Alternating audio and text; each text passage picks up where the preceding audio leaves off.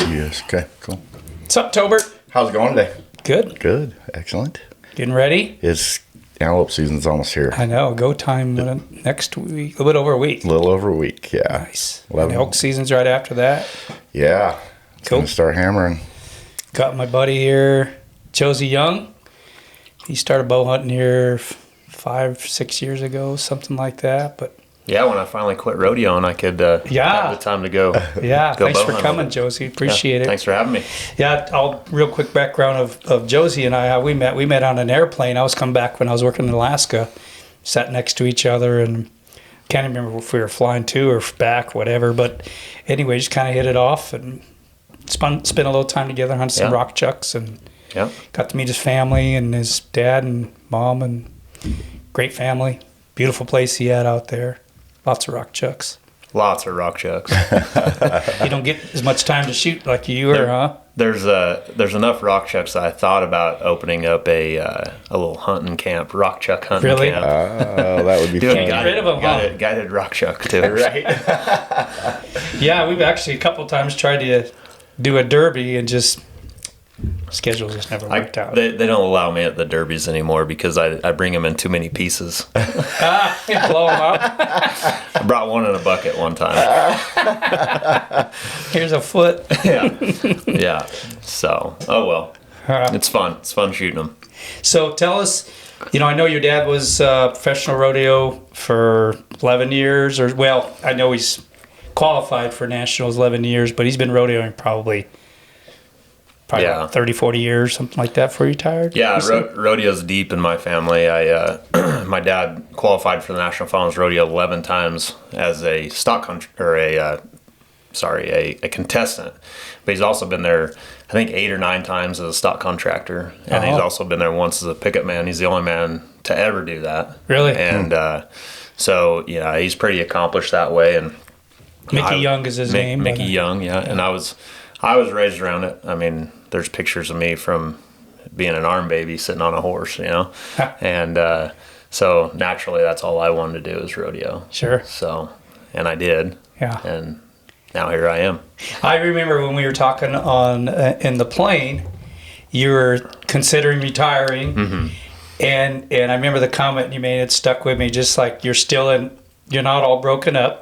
And I'm sure you probably got a few little aches and pains, but not like some. I actually guided with a couple guys that were pro rodeo guys, and in their 20s. I mean, they were saddle bronc riders, and they would they'd be eating the ibuprofen like whatever, like breakfast, just because they were hurting so bad. But I'm glad you're still.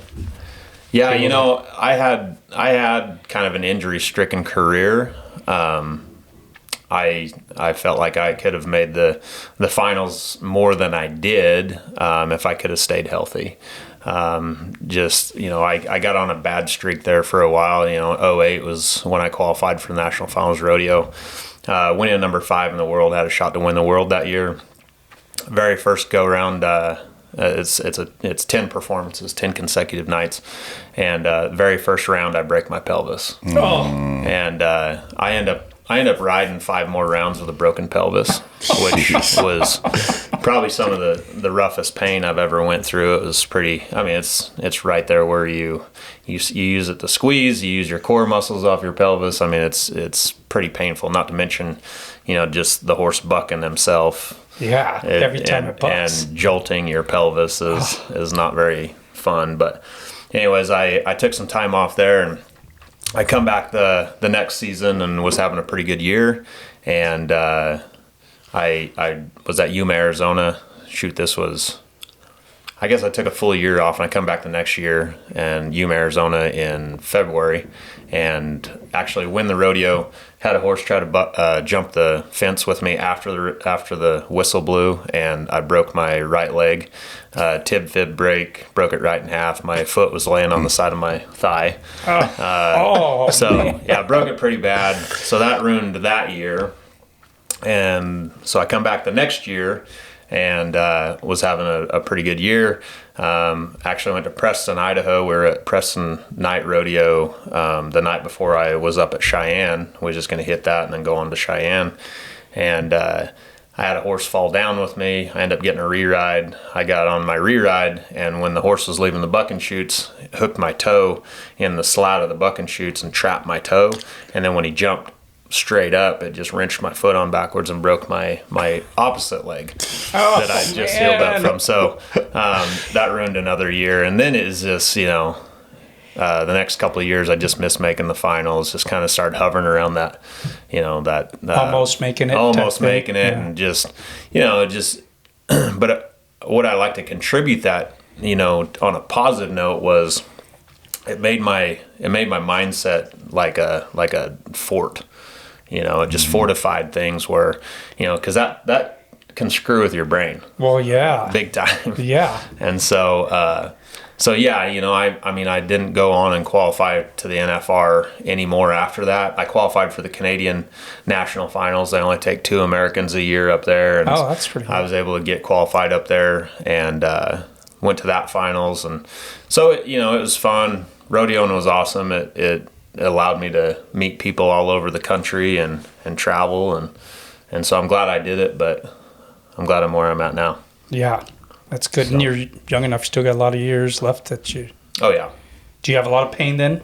I was fortunate enough to have the health industry in my family. And so, I as soon as I get off the pain pills and the pharmaceuticals, I did and took a more natural route. Oh. And my body feels good. Good. I probably need to work out a little more than I do these days, but I used to work out 6 days a week still, but now it's kind of back to 1 or 2. Life gets busy. I better not go hunting right now because I'll probably die. I need to start working out a little more. So yeah. Well, it's coming up. So in your family, you did grow up in the outdoors too. You guys, I know your dad, when I did meet him and, got to talking to him, he's quite the enthusiast when it comes to guns and that type of thing.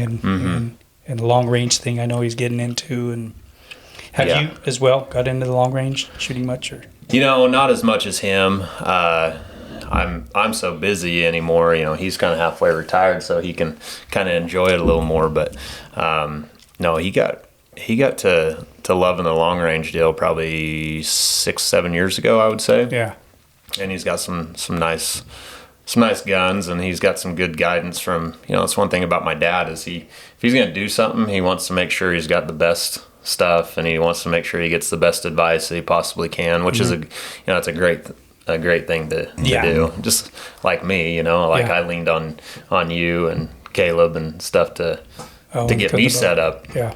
When I started bow hunting. So, but yeah, he loves to do it, and he's getting good at it. Good. So that's good. Yeah. Yeah. You enjoy bow hunting then? I do enjoy bow hunting. It's difficult. It's challenging.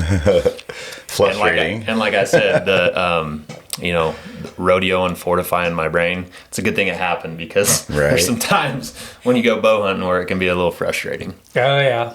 Especially if you're, I know for people who primarily grew up around like rifle hunting where you don't have to get as close, and then when you start bow hunting, it's a different. Well, I got spoiled a little bit. The first bow hunt I went on, a buddy of mine, he's Mickey Thomas. He lives up in Chalice, and his family, they own a ranch. It's the last ranch. I don't remember the name of the roads and stuff, but if you're familiar with Chalice, so you know where the rodeo grounds is at Chalice. There's that forest road that goes up through there, and his family's ranch is the last ranch before you go into Forest Service, National Forest Service. Yeah. And he says, bring your horses up, and he says you can park your trailer right here at the ranch. And I literally drove my living quarters horse trailer up. I took 6 head of horses, and my horses had a nice pen at the barn. I plugged my living quarters horse trailer in, so I wasn't staying in a wall tent. And I got up, 4:00 in the morning and put the coffee on, and had a nice breakfast. And then we'd take the 4-wheeler to the top of the mountain, leave the horses at the barn, took the 4-wheeler to the top of the mountain, get off from there and hunt down. Oh, gotcha. And the very first day, I got into there was a couple spikes come in, and I was like, no, it's first day, I'm not going to shoot me a spike on the first day. Right. So, we got to looking around a little bit, and we found a bull with a little herd of cows, and he says, let's try to get in on that one. And, he wouldn't separate from them cows. We was trying to lure him out, and he wouldn't separate. And so we end up hiking around this ridge and got in closer to him. And I was set up where I had some good shooting lanes, and we still couldn't lure him over. And finally he's like, let's hike across this little opening here. And I got about 10 steps into this opening, and I'm like watching where I'm putting my feet, because this is something new that I've never done. I mean, I'm used to shooting stuff out there, 300 to 500-600 yards. Yeah. And this was your very first bow hunt, right? This is my very first bow hunt, and the reason I'd never been on a bow hunt before is because my rodeo season that's the last month of my rodeo season. Yeah. And so I could never get away. Because rodeo, I mean, seriously, like once you start, if you're really into it, it's virtually almost every weekend, isn't it? So I used to go to 100 rodeos a year. Wow. Just to give you an idea. And September 30th is when the season ends.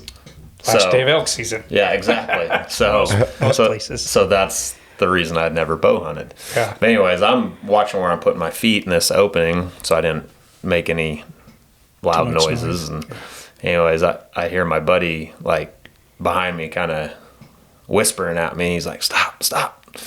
And I look up, and here comes this bull that we've been trying to get to us. Finally, when I start to go to him, he starts to come to us. I was like, so I just like take them steps backwards and get on this log, and he's cow calling him a little bit, and he comes up, and was a bull bugling? Bull's bugling, and I mean right there. I was gonna say, had you ever experienced that close encounter? Not that close. Yeah, not that close. I mean, I've heard a lot of bulls bugle in the outdoors, and there might be up a canyon or something like that. It's one of my favorite things to hear out in the wilderness. But when it's in your face like that, it's when you're talking 30 yards, he was bugling. I was like, that's pretty cool, right?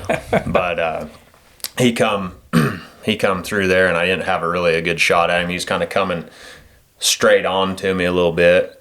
Finally he turns and kind of starts to go up this hill, and he's coming across, and like I had to draw back, like my bow was down, I'm drawed back like in this position.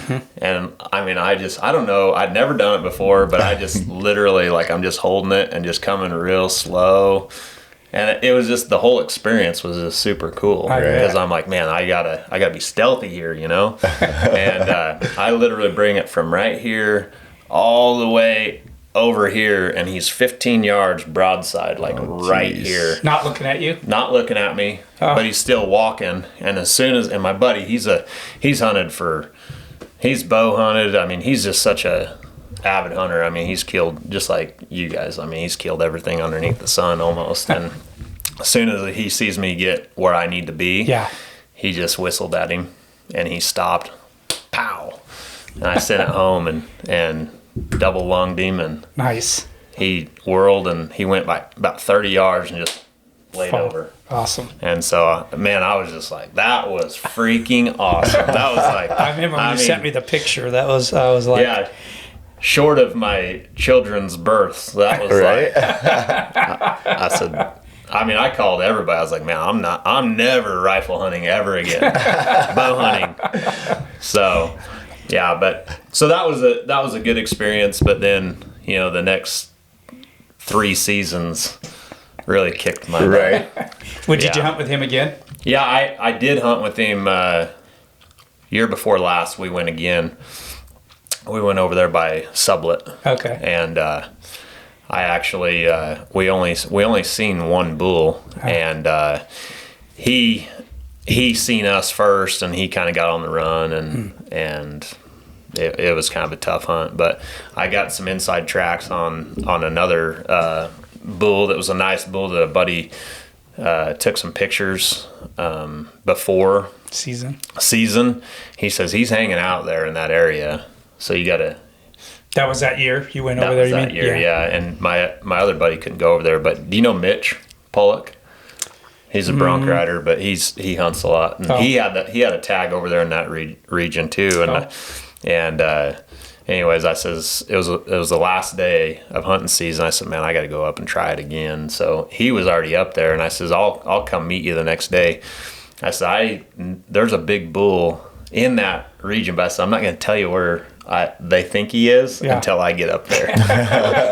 You're learning. All right. I says, if you happen to stumble across him first and I'm there, great. But I said, I want to have a shot at least two. Well, I had planned to meet him early the next morning, and he sent me a picture right at dark. And I had just loaded all my stuff. I was ready to roll the next morning, and he had got that freaking bird. Oh, I was going to say, I hope that story didn't go. But you want to know the funny part of this is? I said, tell me the story. How did it go down? He says, we were hunting all day. He says, I seen a bunch of cows, no bulls anywhere to be found. He says, me and my brother were split up. He says he was on a couple ridges over. I was here. He says it was getting dark. He says, I'm over it. Screw it. I'm going back to the truck. So he starts hiking back to the truck. He gets 50 yards from the truck and hears some, you know what kind of country that is. It's not real thick country. Yeah. And he says, I heard something. He says, so I look up and I just seen some antlers. And so he says, I got an arrow out, and he says the sucker trotted 50 yards or 30 yards from me, and he says, I just whistled at him and shot him. Really? I said, shut up. You're screwing with me. He says, I'm not kidding. He says he literally trotted by the truck. Wow. Oh my goodness. I said, are you freaking serious? He says, yeah. He says, I literally, he says, I quartered him out, and he says, I was 10 steps from the truck. Oh my gosh. Goodness. How come I never get that lucky? Yeah, really. Like, are you kidding me? So, anyways. That's about as good as driving to it. Yeah, so. Right.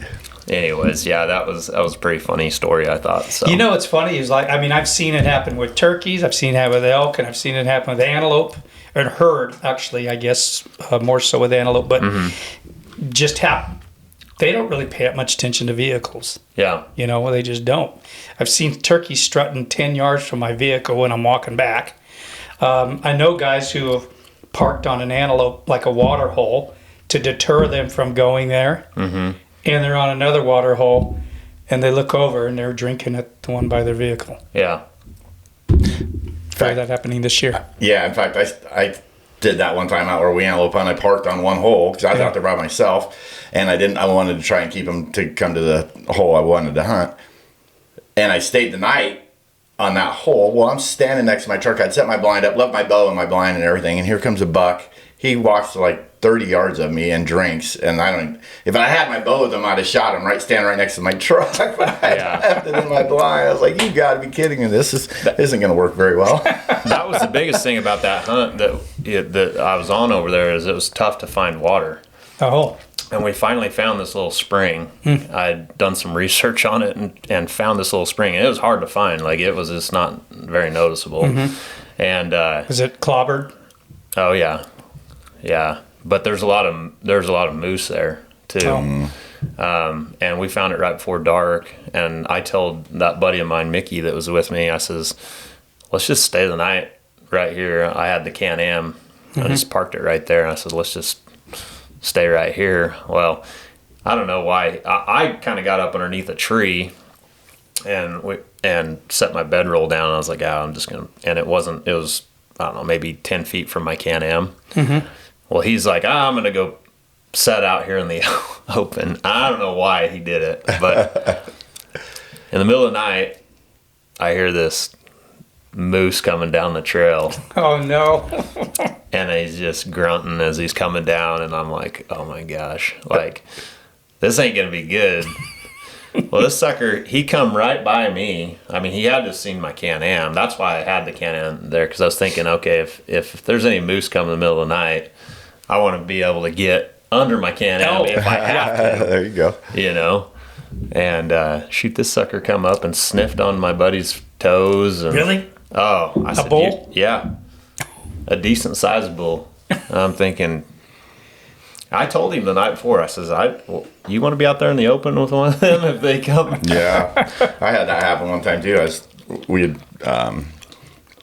flown into the backcountry and we were hunting elk, and we were sleeping. We threw a tent out right by the plane, and in the middle of the night, there was a moose on the outside of the tent, pushing it up against my face, trying to smell me. Really? Yeah, scared the.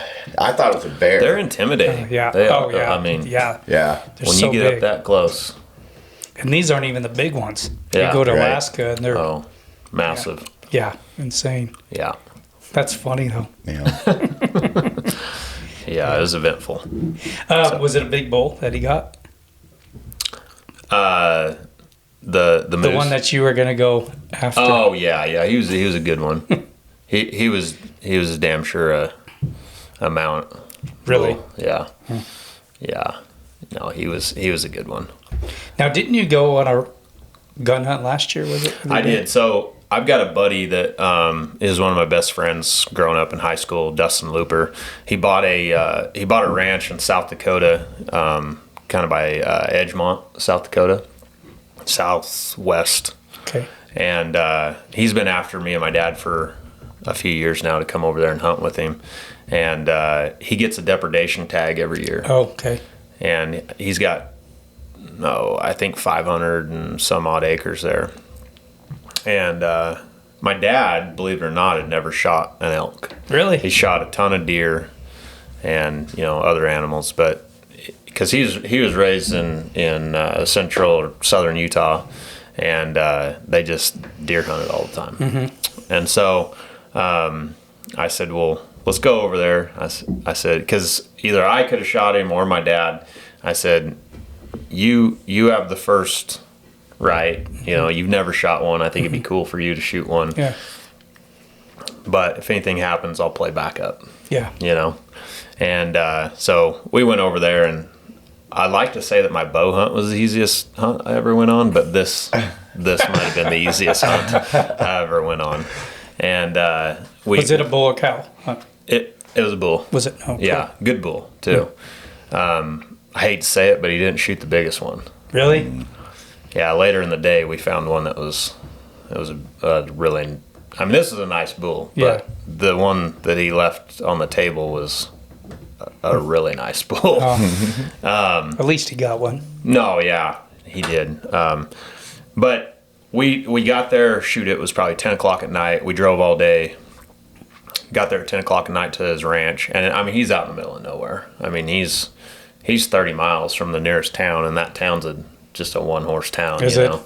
So we pull in there, and we get to bed, and wake up 5 o'clock in the morning, and he cooked breakfast and had coffee on, and we visited for a little bit, and it's getting close to daylight, and I'm like, man, don't we need to get going and get set up somewhere? Or he's like, no. He's like, trust me, we'll walk from here. I said, we're gonna walk from the ranch. I brought my Can-Am, we can go wherever you want to go, He said, no, we'll walk from here.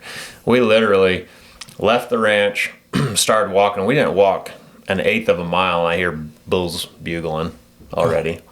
I was like, all What right. time of year was it? It was September. Was it? Oh, nice. So they're bugling still. Yeah. Good. Yeah, and so we walk in there, and we cut off the trail that we're on and start walking. And the country over there is really cool country. Mm-hmm. Lots of trees, but they're real spread out. Oh. Like they're not here, like you Real can thick. get real thick timber.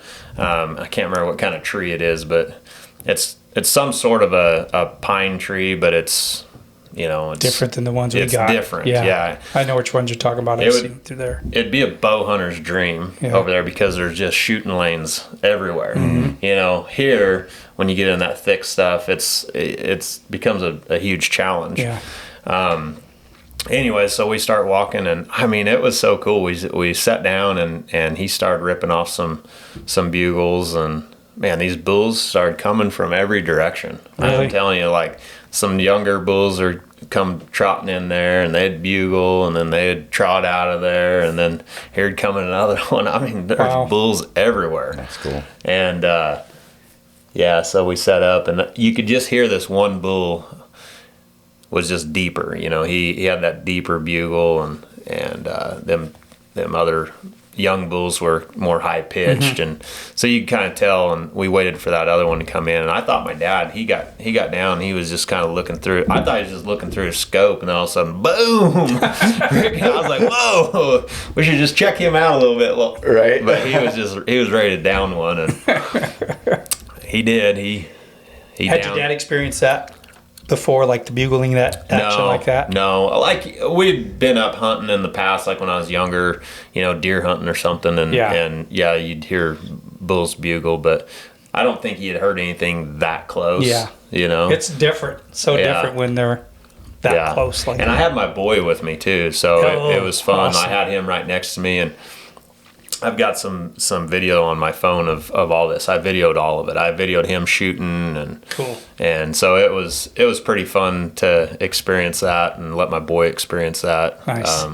Now it kind of, because my boy hadn't really showed a lot of interest in like going out and hunting, but after that he was like, wow, that was pretty cool. That's cool. So it kind of got him into it. He shoots and stuff at the house, but he never really got to experience being out in the field, you know, so he liked that. I took him one time on a hunt, and of course the day I take him, it's, you know, it's sleeting and raining, and he's too cold, and we was walking through this tall brush, and you know, you're just soaked from the waist down, which for him's from the chest down, probably. Yeah, right. How old is he now? Well, he's 10 now. He turns 11, but he was 8, I think, at that time, 7 or 8, and I kind of ruined him a little bit. That'll wreck him. I did that to my kids too. Yeah, so. I think like when it comes to kids, but you just never know how it's going to be. Yeah. But their first experience can, and fortunately it didn't break them. But I mean, there's some kids that go out that one time and they're just like, I don't want any part of this forever, you know. And so that first experience can be, try to make it obviously as positive as you can, because it locks them in, for lack of better terms, you know. Then it was a positive thing, and that's good that he made with your dad, you know, kind of made up for it, and good. Yeah, he's really kind of turned the another leaf a little bit. He's really coming out of his shell and starting to rodeo quite a bit. Is he having some? He's liking riding these mini bulls. Nice. He's winning a lot too. Is he? So he's actually I've doing seen really some well. of the stuff you've posted. Yeah. When I remember when I've been around him, he was pretty shy. Oh yeah, he don't say a lot. You know, he reminds me of my grandpa a lot. Really? My grandpa didn't say a whole lot, but when he did say something, you better listen, because it meant something, you know. Yeah. And so him and my dad, my boy and my dad, have a really, really tight bond. They're like best friends, and it's kind of cool to see, because my grandpa's passed away now, and so if you look at pictures of when my grandpa was my boy's age, they look a lot alike. Oh wow! Yeah, awesome. And they act a lot alike. Awesome. So it's fun to see. It was almost like my grandpa just hand delivered him. You know? Yeah. So cool. He can start hunting now. He's 10. Over 10. So good. It's good. Did he get his license yet? No, not yet. I gotta get on that. Dad fail.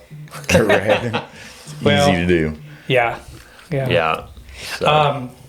And then now, like I know your dad had started a business. It's an organic or natural. Yeah, so we produce an herbal health product for horses. So my dad started mainly in the horse industry. Like I said, he was a stock contractor for many years.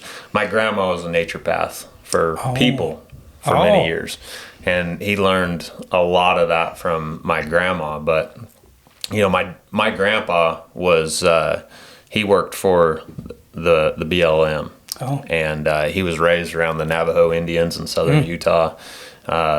He actually in the World War II, he was one of the translators for they used to use Navajo language. Yeah. So he knew Navajo then. That's cool. So my grandpa was super knowledgeable about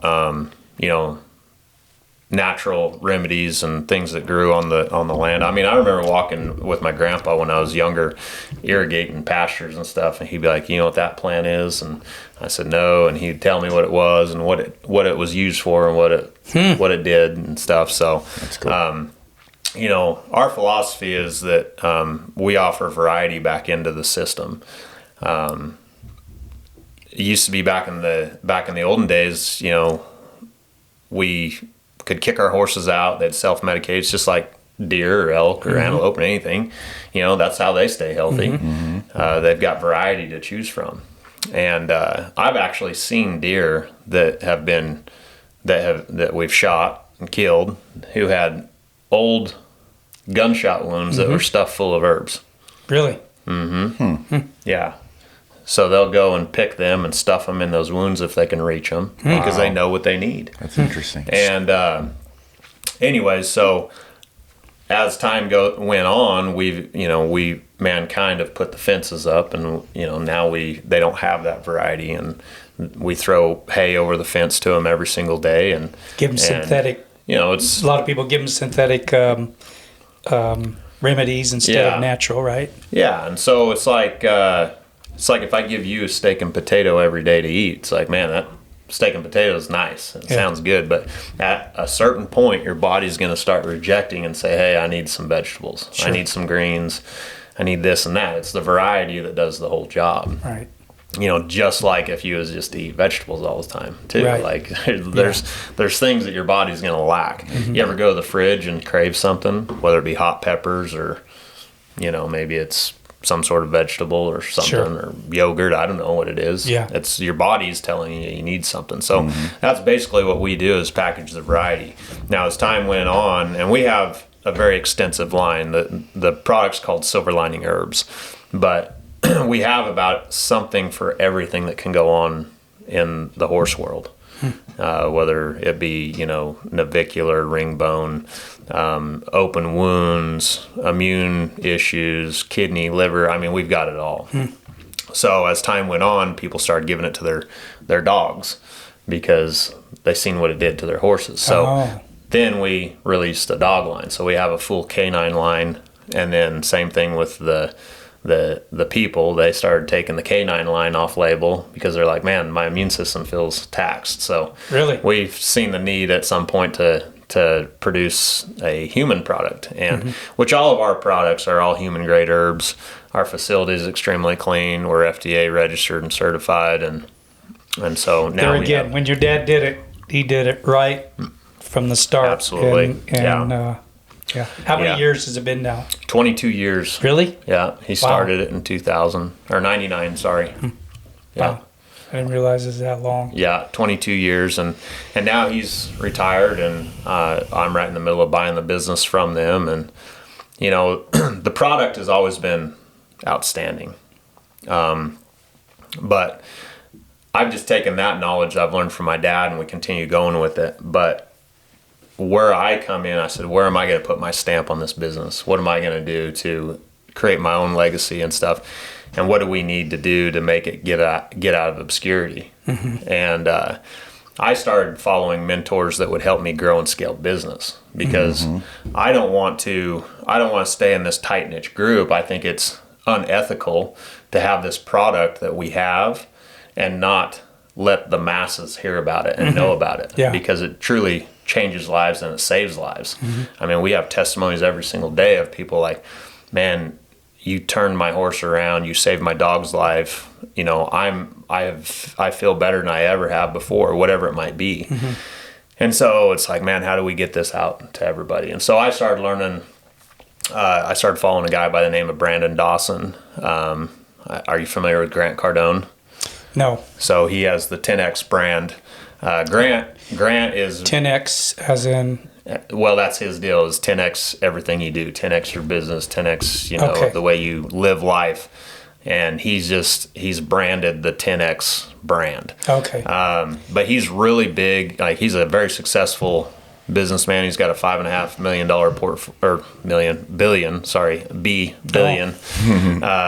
But he's big on sales and marketing and real estate. It's a marketing type of stuff. But Brandon is big on growing and scaling business. He has a huge passion, the same passion I have for the health industry, he has for helping business owners grow and scale business. Oh.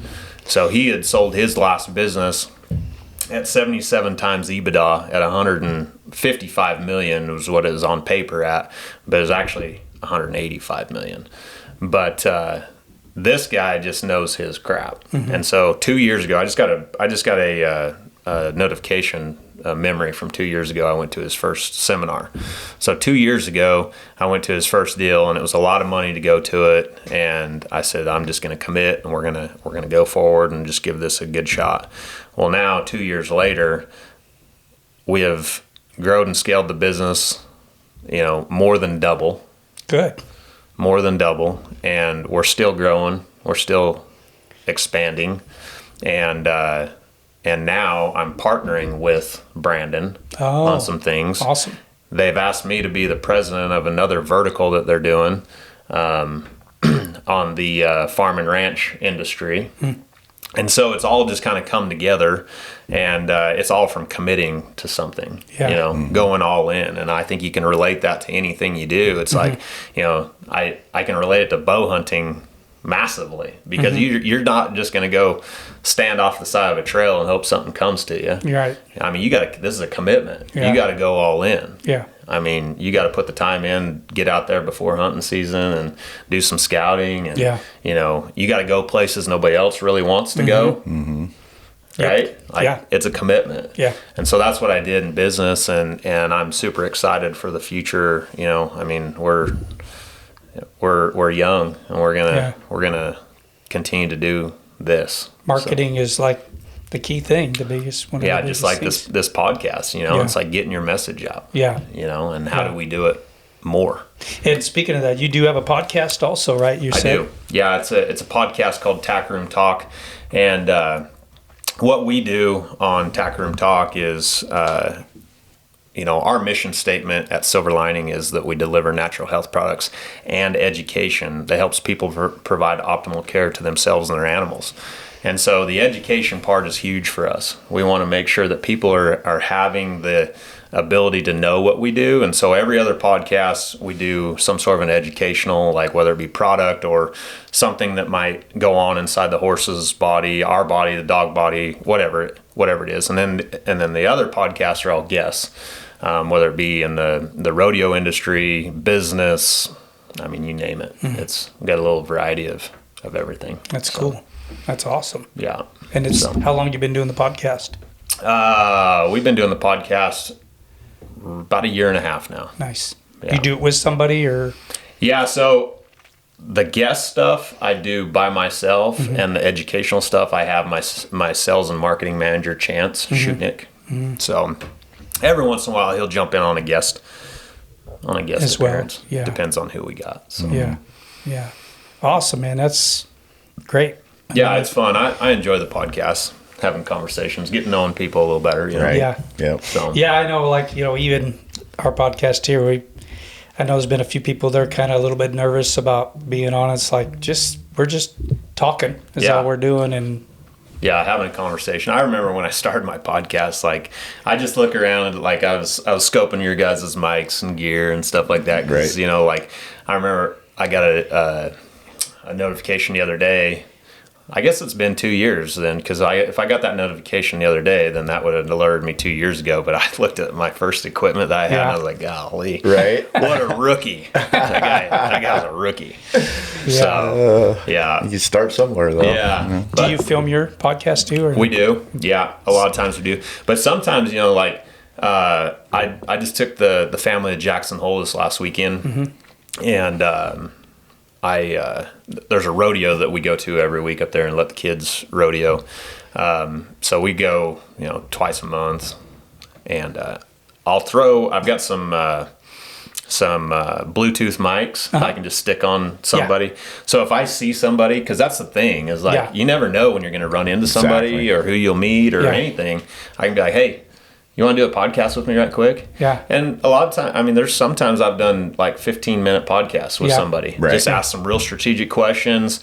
Thanks for coming on. I don't waste their time or nothing like that, because if I catch them, it's not planned. Right. And we'll try to get those podcasts because it's all content that you may never get the opportunity again. True. Exactly. You know? So I keep my setup in-house. I've got a nice little studio there, and then we have our mobile stuff that I can kind of take. We're actually going to do our podcast coming up here out at the Antelope Camp around the campfire. We're going to do one year. Well, that's the thing. I've got probably 3 setups. I guess I got my in-house, and then I've got a nice setup that I can take mobile, so that we like that kind of a situation, or the spur of the moment. Yeah. You know, here real quick, like put this on, let's record something. Yeah. You know, and I'll just have whoever's around just film it on my phone or something, so that we can have that. That's a good idea. The quick ones. I like that idea. Yeah. It's a great idea. Yeah, because you just never know when you're going to. This turned from a podcast to a brainstorming session. Right. You never know where it's going to lead, right? You never can learn enough either. 'Cause, we certainly don't know it all. Yeah, you know, but that's the biggest thing is people are afraid to commit. We talk about committing. Like the first thing you need to do is commit and then figure it out. Yeah. Because there's so many people that want to talk about it but won't be about it. They won't commit. Yeah. You know, Exactly. and there's people, as a whole, the society is not being taught to commit. Right? Just people like to say no. Yeah. Or, you know, like you said. Yeah, it's easier to just sit back. But, you know, rewards are greater if you commit and move forward. Right? Sure. Absolutely. Yeah. So. Good. For sure. What do you got? Do you have some hunts planned up this year? Or? I do not. I've so busy right now. I've been so busy. Yeah, like we're right in the middle of this acquisition and we're, you know, the partnership with these other guys and like so much crap, and then the selling of my place. You know, we might be selling it. I don't necessarily. It's not going to hurt my feelings if it doesn't sell, because I love my place, but you know. You're just enough off grid. What I liked about it is enough off grid. You do have some good amount of acres, but I also get because you there's stuff to do when you got that many acres, and it just kind of keeps you hobbled, you know. At this point in time, I mean, you got Arizona you got going on, so you're gone. I mean, we're gonna be headed to Arizona here, shooting another. Probably the end of October, we'll be headed down there. Yeah. So, but I would like to get into. I'm kind of big on, you know, wanting to build a new house, and you know. When you build one, then you're like, crap, I should have done that. You had that one built, right? Yeah, the one we're in. But immediately, I mean, you're not in it 3 weeks, and you're like, God, I did not think about that. Why did I think about that? You know, so it'd be kind of nice to. I seen a really cool gun room the other day on TikTok or something, and I was like, man, I gotta build that. It was like a man room, like it was a big room, had a nice safe door on it, and concrete and all you around. can open it from the inside, and big concrete. I'm talking like a 400, 500 square foot room. Wow, I've seen those. Guns on the wall, and had a little bar in the corner. Oh wow! I mean, I was like. My wife might never see me if unless she wants to come down and visit. Or dinner. Yeah, dinner. Well, might have to build one of them little chutes where she can just drop it. There you go. Yeah. And a laundry chute to go up. Yeah. So. Cool. Awesome. Well, hopefully you can get some hunting maybe next year. Tell you the truth, I probably won't do any bow hunting this year just because of my time restraints. I'll probably go, you know, because my wife always is like, "Are you gonna go get some meat this year?" Did she like it, by the way? She did. She really liked. She's still trying to warm up to the steaks. But like, she loves the roasts and the burger and the spicy sausage and stuff like that. Yeah, she loves that. Funny story. My mother-in-law. I love them mother-in-laws, right? She does not eat wild game. Like, she loves meat. She'll eat steaks and stuff like that. I said, man, I says, try some of this elk steak. I said, I think you'll like it. And she's like, no, absolutely not. She goes, I'll throw up. I said, why? I said, this is as clean as you get right here. Yeah. I said, I'm the one who harvested this.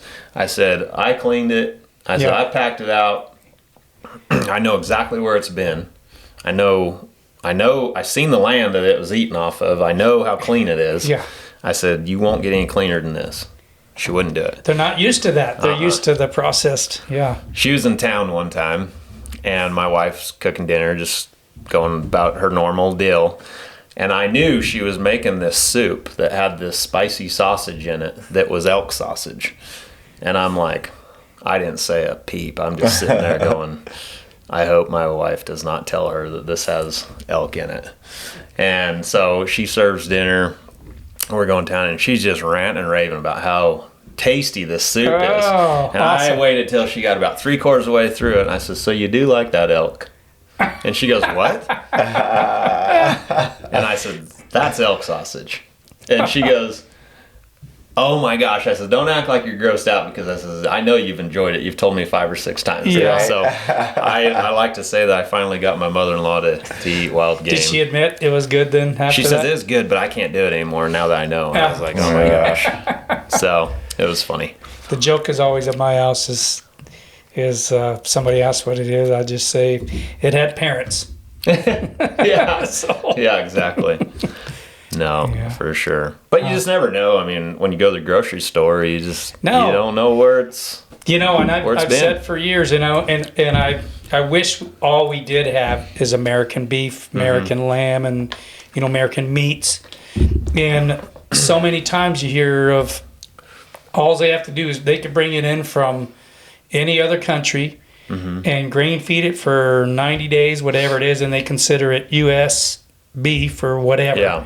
And you have no clue what's been shot into it.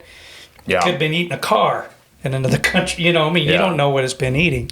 And at least here, you know, the local ranchers in the U.S., you know, it's getting fed good. And Well, I'm if I don't have deer or elk in my freezer, then I usually try to either buy, you know, a half a steer or something off of somebody I know, or, you know, help a 4-H kid out or something like that. You know, that way you kind of know where it's and like them went 4-H animals and FFA animals, those things, they're fed nothing but the best. Yeah. So So, no, it's good. I am a meat eater. I love to eat meat. yeah, your whole family does. Oh yeah. Good. Yeah. That's good. I could eat steak every day. Yeah, me too. I'm kind of with you on that there. Yeah. So, my wife, she's a chicken eater. Is she? I said, you are what you eat. You know that, right? So. Right on. Well, we appreciate you coming on. I know you're a busy man, and I know we've talked about getting together, but you committed. I committed. And we appreciate that very much. And, Big time, and, That was a great conversation. Yeah, Absolutely. And I love Interesting. that. Best of appreciate luck you guys. with. I know Silverling and your other venture is going to do good, and so. Well, we got to get together and shoot some rock chucks again. Yeah, we before too do. long. We do. I know they're about ready to go in this year, but maybe next year we'll figure out something. Maybe. Are you really banned from the Rock Chuck Derby? No, Okay, no. good. They just give me We should really try doing that. They give me a lot of crap. I'll just have to use a different round. Yeah. So. What do you normally use? Oh shoot! I was just shooting my 5.56. Oh. I was using some green tips that were Little explosive? blowing them up. Yeah, we'll have to get out there for sure. Yeah. That was a lot of fun. Yeah, no, that was a kick in the Maybe we can pants. throw a bow hunt together sometime. You're down in Arizona. I mean, you're down there for usually till after January, right? And tell you what, I'm probably gonna buy a winter home down there this year. So if I get some residency, maybe we can. Yeah, you're in a good area. I know Yeah. some people. In fact, last year I was through. There's some good through bulls down there. Yeah, and there's some great, good javelina and mule deer hunting around there. Yeah. I know some people are And the down coyotes are a little peaked. Are they? Oh yeah. I think I could kill one with throwing a rock. Really? Oh, they're not big stout coyotes like you see up here, you know. Definitely not as big as some of them coyotes that people see every once in a while, them wolves. Yeah. Yeah. So, For sure. Yeah. So Well, cool. We'll get together for sure, man. Perfect. Thanks for having me on. Thank you. Appreciate it very much. Absolutely. Thanks. Yeah, thank Appreciate you. your time. Yeah. All right, For John. sure. We're done. Yeah, Another one in the books. we got some giveaways we'll be talking about, and Yeah. then see you in Antelope Camp. Yes, sir. It's coming. Okay. Talk to you later. Thanks for guys. watching. Appreciate the subscribe and smash the like button. Button. Peace.